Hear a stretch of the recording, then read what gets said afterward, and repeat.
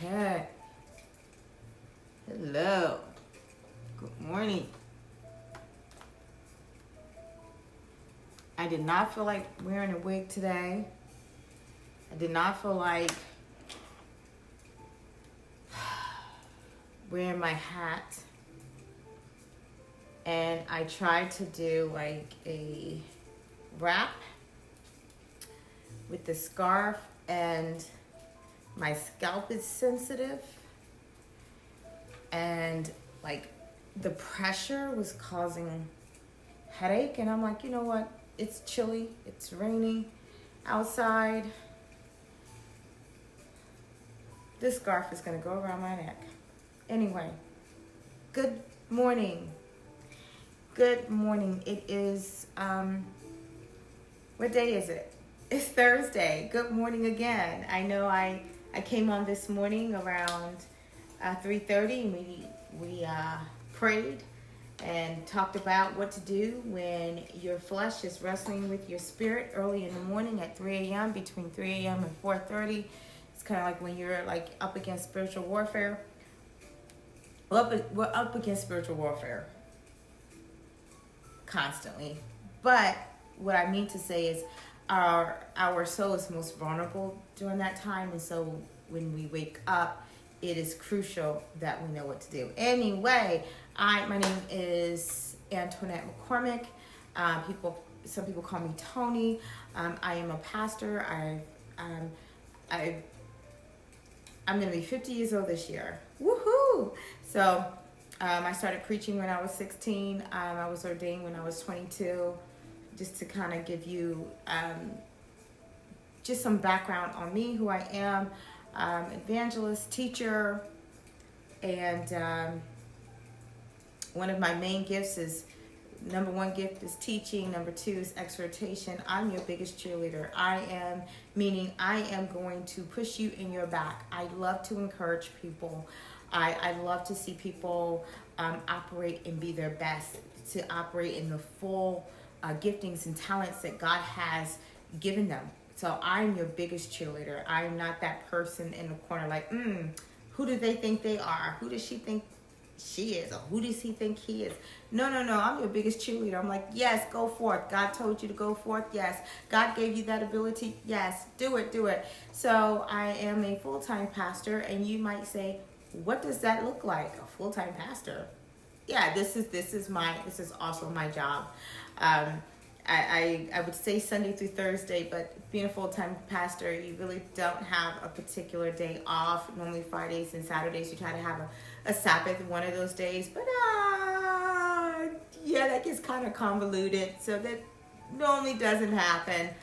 But, as far as work, I'm going to take you through kind of like what that looks like. What is it? I'm a full-time pastor. I'm an associate pastor, so I'm not a senior pastor. Praise the Lord. I am an associate pastor, and I am a pastor over guest services or first impressions. So anything that you see when you go into church, and the first face that you see, that's what I am, as far as that's what my team represents. And so that's the parking lot team, that's the welcome team, that is the front desk, that is the usher, that is anything hospitality related, that is, hey, you need some coffee? We got free coffee for you. Woo woo. We are your biggest cheerleaders. So most people that operate in this ministry, because it's a big ministry, it's an usher as well. It's the baptism team, believe it or not. Where baptism team goes into the evangelistic role, but so does hospitality. Volunteer Central, you might ask what that is. We are being hospitable to our volunteers. We have food for them. We prep the food. We make sure that we are giving them a welcome atmosphere. So that is my job. And then I'm over a department called Growth Track. This kind of fits under guest services. Growth Track is where if you are new and you come in and you want to become a member, you want to get planted and rooted, you want to join a team. Hi, that's me too. So you go through my department and that Growth Track. And so it's kind of helping you grow in Growth Track your way and become whom God has for you to be. And we give you the actual steps in doing that. So that's where you take your gift assessment, all of those things. So yes. So that causes me to be a little busy because I feel like my hands is in like an octopus, right? But I have amazing people on my team. And so I have coaches. I have 4 coaches. I have a coach for Growth Track. I have a coach for the 3 services that we're in, our 8 a.m. service, our 9:45 a.m. service, and our 11:30 a.m. service. So it's me, which the pastor of First Impressions or Guest Services, the department head, and then so I'm that department head, and then I have my coaches underneath that they're kind of like on my shoulders. They help me out. They hold my hands up, which is a blessing. So I just kind of want to take you in. So the first thing I do is in the morning, I do work. For the most part, I am remote, with the exception of going into the building when we have, if need to be, when we have our staff meetings, we'll have our lunches together, connect together, our meetings.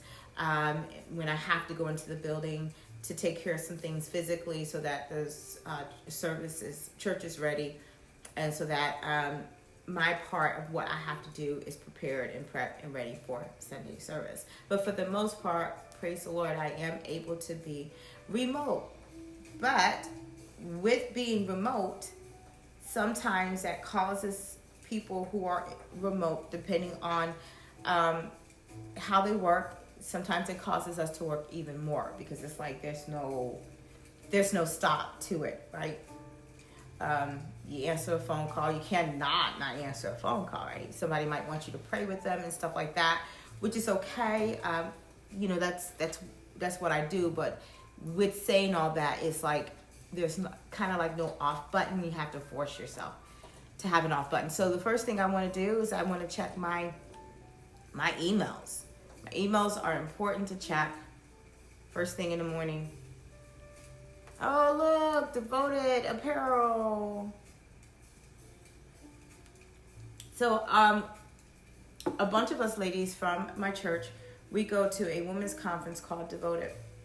And it is in Virginia. It's a wonderful conference. Thursday night, Friday night, and then Saturday it ends. Some people stay over to Sunday. I can't. I have to go back and be in the building on Sunday service. That's game day. It's time to rock and roll. Everything that we've done, everything that we've planned for all week. Because you might say, well, what do you do Monday through Friday? We plan for Sunday service. We plan for big events. It would be neat if it only took like a day to plan for a big event, but it takes like a month and sometimes 2 months to start planning for big events. So that's what we do. And then in between that, we are discipling. We're discipling people on our team. We're training our coaches, coming up with those type of materials. We're doing research, like different research. Okay, how can we make it better? How can we train better? So I am the point person for Devoted, and so that means just the person that represents the ladies at my church when we go to the conference. So that way the person at Devoted, they know who they need to contact. This is where you guys are going to sit. This is how many people we have, blah, blah, blah, blah, blah, blah, blah, blah. You know, all of those fun things. So, yay. So the first thing I want to do is like what you typically would do. I haven't always been a full-time pastor. I've been a full-time pastor in this role going on 3 years, but I've been working for my church as a department head, kind of the same thing, but I was ordained pastor 3 years ago, going on 4 years, right?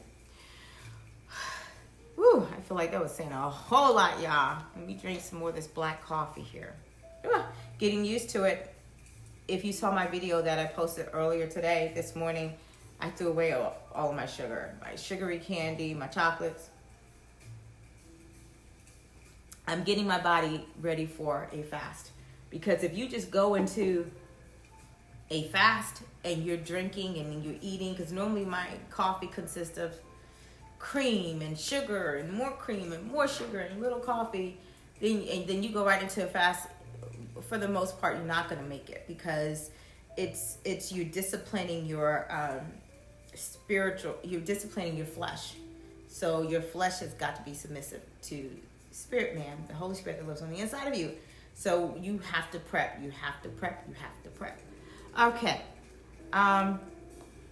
So again, before I started working for my church full time, I was a recruiter. I loved being a recruiter. It had its moments though, as you know, you have to make numbers, meet quota and all that stuff, so it could be a little stressful. But what did I like about being a recruiter? I have no problems with contacting people. I love contacting people. I love interviewing them and talking with them and seeing what it is that makes them who they are. How do their experiences, and then being able to find that person that's been looking for a job, and I'm able to find that fit for that particular person and be that encourager and let them know, hey, I got something for you, I got a role for you, and kind of coach them along the way. So recruiter is also a coach as well. I was also a coordinator, facilitator, all of that fun stuff. Let's see.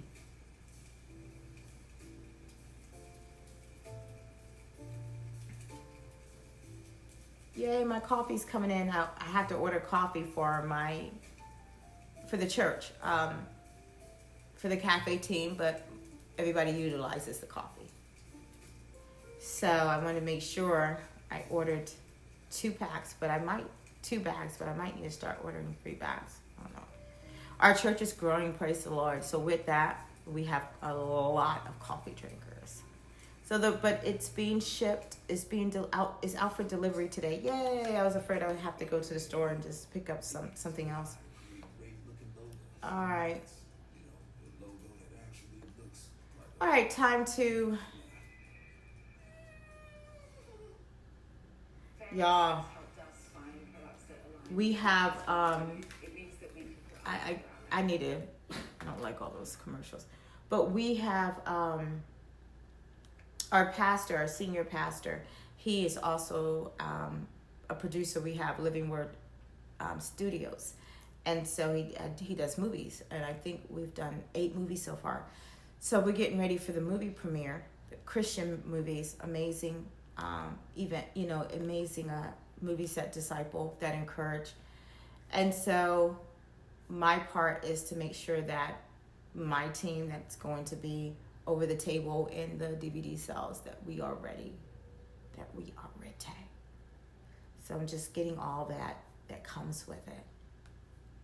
And let's see. So we have an app, almost like, I guess it's kind of similar to Google, where we have an app called Asana. And it keeps me on task, which is good.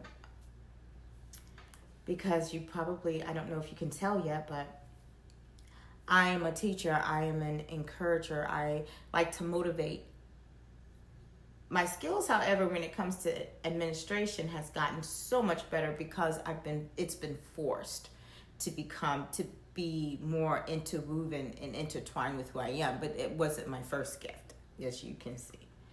So I like this because I'm able to stay on task. Asana, go to Asana. It reminds me, hey, this is what you need to do. This is what you need to do. This is what you need to do. Do this, do this, do this.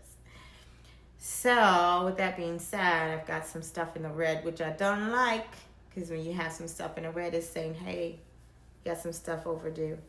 All right, so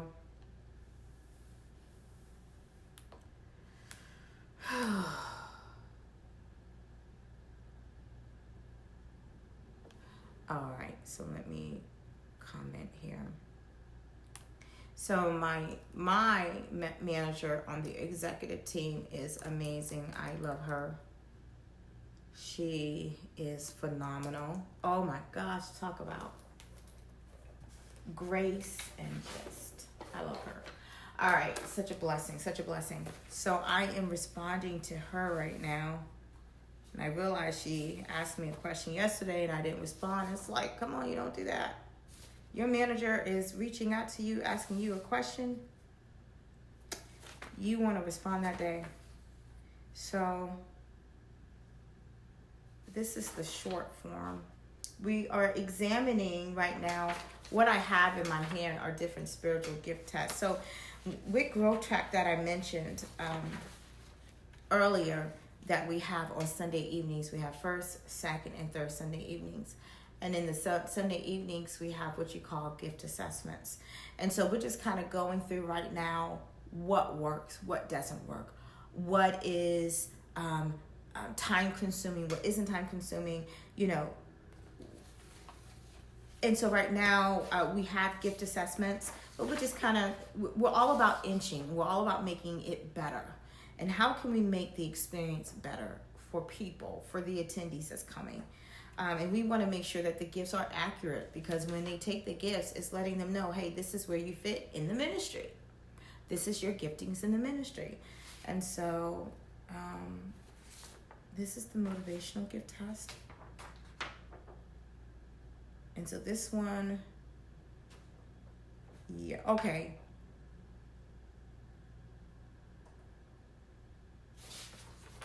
And then this one is the spiritual short form. Okay, so yeah, it wasn't spiritual short form. It is,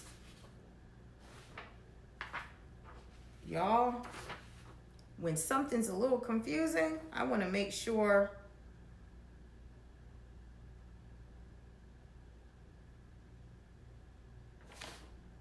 okay. I want to make sure if it's confusing to me, then it might be a little confusing to the attendee taking the test. It might be my dog that you're hearing. So I'm going to respond to her and let her know.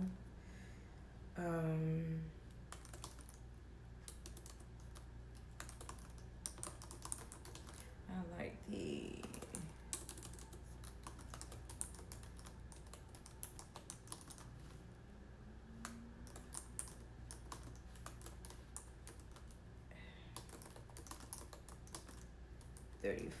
questions. And 35, this one, we have a gift test now, and I'm quite sure you guys have taken gift tests. If you haven't, go into Google.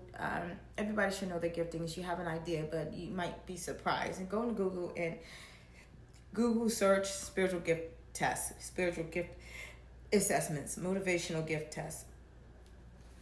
And start taking it. And if you are a full-time pastor, if you are over guest services, if you are over first impressions, if you are over any of the things that I've mentioned, you may not be a full-time pastor, but you might be a coach, you might be a service coordinator, you might be a team lead in one of those areas that I've mentioned, and you have some questions, put them in the comments. I promise you I'm going to respond to every question that you have, and I would be more than happy to talk with you about that, to pray with you about that, because I know what it feels like when you're like, okay, I'm not certain that I'm doing this right. And research. But it's all about leading, but you also want to have a heart of servitude, and you want to lead with grace. You want to lead with grace. Yes, you want to be stern, but you want to lead with grace. Because you have to remember that you're human too. And these are human people that you're guiding, that God is allowing you to guide. And with that comes different challenges. And everyone's not the same. Don't put everybody in the same mode. All right, let me go ahead and hurry up, send that to her. All right, so now I'm going to mark that complete. Yay. All right, so I just have a few more things. I got to figure out, I'm working on training videos, and I've been working on that for quite some time. And I have to comb through just about all of my training videos, and I think I might reach out to my coaches and say, we got to go through training. We got to do training videos again. I'm going to come up there on Sundays to be prepared for that. I was out this past Sunday, wasn't feeling well, but my coaches, they held it down. They did great. And so if you are a pastor or a coach, it's important that, or a department head, it's important that you have people underneath you that you are training, that if you're out, you're not flustered, you're not nervous. They got you. So you always want to be in training mode. And I'm trying to teach my coaches that too. That when you're, and listen to me very carefully, that when you are training someone, you do not want to say, hey, I'm training you for this possible team lead position. You don't want to do that, because it may work out, and that's great, and they're excited. But then again, it may not. You may find out that, I thought this person was this. Just because the person can do the work when it comes to administration, it doesn't mean that they can lead in that area. So you want to evaluate everything. You just want to say, hey, I want to train you just in case your team lead is not able to make it and they're sick, or God forbid I'm sick, we're both sick, that you're able to do it. That's what you want to say. You have to be very careful how you phrase that. That way, you're not letting anyone down. There's no disappointment. There's no hard feelings whatsoever. That's important. But yes, I think what I'm going to do, and so what we have is we have an app that a lot of people use, especially internationally, and it's called WhatsApp. And that's how we communicate with each other.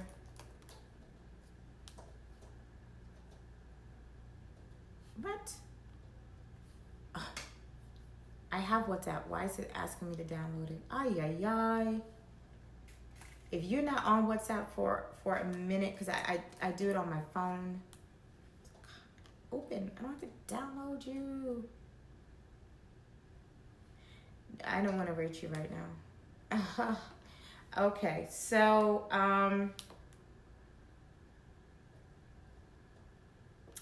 what I also do is newsletters. I just lost an admin, and so she was doing the newsletters for me. I would type it up, but then she would and so I have a amazing team lead that knows how to do that. I just have to find the time to get with her so we can meet, and she can show me how to do that. Until that, a newsletter is always good. So when I was doing my newsletter up until a couple of weeks ago, that was going out to my coaches, that was going out to my team leads. That was just another way that I could communicate with them and encourage them and pray with them, other than just seeing them on Sunday. What you don't want to do, if you are a leader at your church and you have a team, it doesn't matter what type of leader, but if you are a leader at church and you have a team, what you don't want to do is wait to Sunday and have a kumbaya.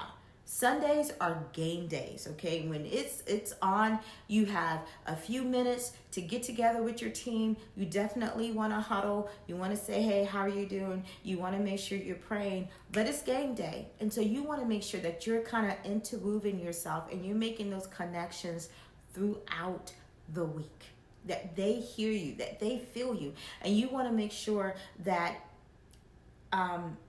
you are allowing, if you are a department head, or if you are a pastor, or if you are a coach or service coordinator, and you have some team leaders underneath you. That's how you know, okay, I'm not sure, you may call them at your church something else, but if you have team leads under you that you're training to be a team lead, or that you are coaching, then what you want to do is you want to give your team leads the opportunity to also coach or to also lead their team. You want to be interwoven. You want your entire team, and that's kind of like that thin line. You want your entire team to hear your heartbeat and to know your pulse, right? To know the vision casting that you're casting out, but you don't want to take over what your coaches or what your team leads are doing. You want to make sure that their team members underneath them know their heartbeat as well, and go to them, know them as their leader, as their coach, so that they're not running to you. Team members, if you are a department head, if you are a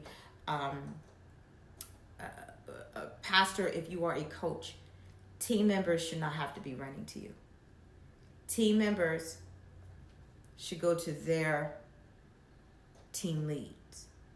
Team leads should go to their coach or their leader, so on and so forth. All right. If team members are also running to you, that means there's some confusion. Unless your team, if now it's different if your team is not to the point where it's fixed like that. If you are a team lead, or if you are a department head or a pastor and you have only team members under you, or you are starting to grow your team and have a specific order and like rank to things, that's different. But if you are a leader and you don't have a head over you, your head over you is your pastor, and then you're a leader and everybody underneath you is your team member who's helping you. You have to put leaders in place. All right. You have an idea of kind of like what it is, what it looks like. Because people will ask me that know, even at my church, I have some people say that they know I'm a pastor at my church, but it's funny. We'll talk about what we do and our different experiences, and they'll say, "Oh, what is it that you do?" I'm a pastor. Yeah, but what do you do for work? That's what I do. That's what I do. Oh, Monday through Friday? Yeah. So I love getting the expressions and trying to explain, because if you don't know, you don't know. You know, it's more than just showing up on Sunday. So much more than that. But anyway, please like, share, subscribe, follow me on this journey, 2025. Come on, family. Come on, friends. Follow me on this journey. Like, share, and subscribe. And I love it when you comment. Love to hear from you. If you have any questions, let me know. If you have any prayer request, put that in there. I'd love to intercede with you in prayer. All right, talk to you soon. Bye.